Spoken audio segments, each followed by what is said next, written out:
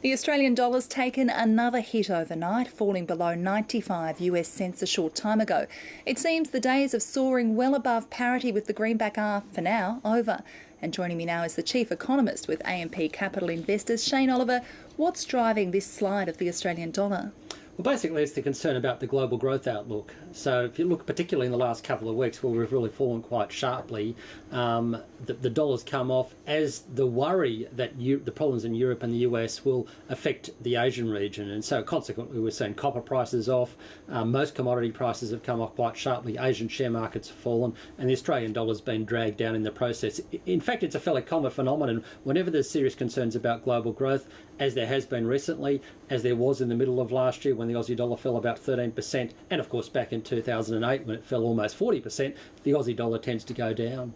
What about China in particular? There is this view that it will slow by 2013. What's your view on that, and what impact will it have on the dollar? There's no doubt that concerns about China are also affecting the Australian dollar. China is now our biggest trading partner, takes a huge chunk of our commodities, and of course if there's any worries about China, then that flows back onto the Australian dollar.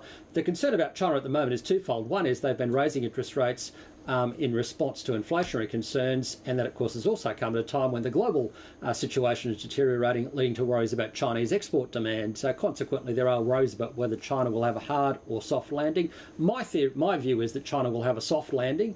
I think they'll be able to ease up on policy just in time. The inflationary pressures will fade, much as they did a couple of years back, but by the same token the market doesn't know that. Therefore there's a lot of uncertainty around at the moment. Of course these things are always a two-way street. Could there be benefits for Australia, and in particular the manufacturing sector?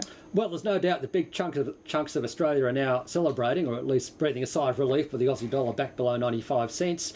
The reality is that the rise in the Australian dollar is a part of the adjustment to a world of much higher commodity prices, and I think longer term it will continue. But by the same token, it was taking a toll on the mining sector, on the manufacturing sector. That's now reversing, and likewise it's good news, I guess, for the tourism sector and parts of the services sector generally. So yes, it's bad news for Australian consumers who will have to pay more for an overseas holiday, or possibly higher prices for electronic goods and clothing and so on.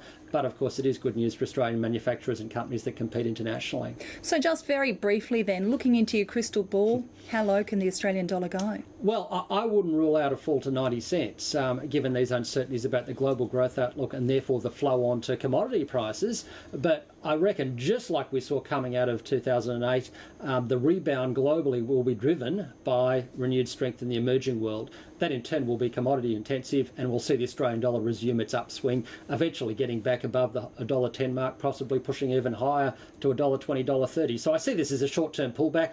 Could go a bit lower in the short term, but I think longer term the trend is still up. Shane Oliver, thanks for that analysis. My pleasure.